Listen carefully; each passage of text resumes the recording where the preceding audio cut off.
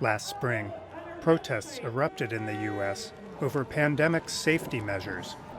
At rallies on the Michigan State House lawn in April and May, some protesters expressed desperation over loss of income, while others were incensed by what they considered to be an abuse of power by Governor Gretchen Whitmer, a Democrat. Some protesters even brought guns into the State House. If we didn't bring a firearm, these people wouldn't be protected. The government can do as much overreach as they want. Last night, the FBI and Michigan State Police. Last week, 13 men were charged with conspiring to kidnap the governor to try to incite a violent insurrection ahead of the November election. Several of the men arrested had been regulars at the anti-lockdown rallies, events organized and supported by well-connected political operatives on the right, according to Lisa Graves, who leads a public policy research group. You had very established groups helping some groups that were more on the fringes, less well established.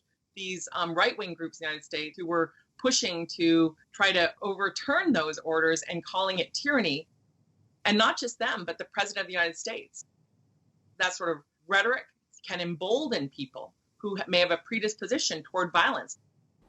Just last week, after the arrests, Governor Whitmer called out President Donald Trump for stoking distrust and fomenting anger. Trump responded by tweeting he does not tolerate extreme violence and that Governor Whitmer has done a terrible job. 7 of the men charged were members of an anti-government militia that recruited and communicated using Facebook. And although Facebook alerted the FBI to the group's inflammatory statements, experts like Joan Donovan say the social media companies do not always keep up with the threats. For me, it's more of a warning sign that there are other groups that are potentially harboring such plans. And if the companies that have built these rails to shuttle information around aren't aware of the cargo, then it puts the public at much greater risk.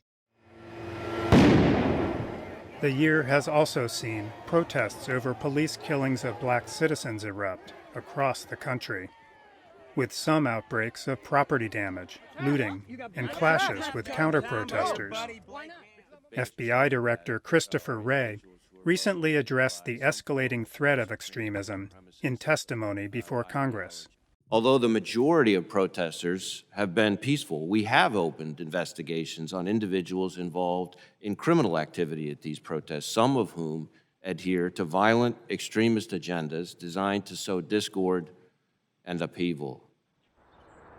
Early voting is already underway in much of America, and the FBI is trying to reassure Americans about the security of the election and urging people to report suspected federal election crimes or voter intimidation.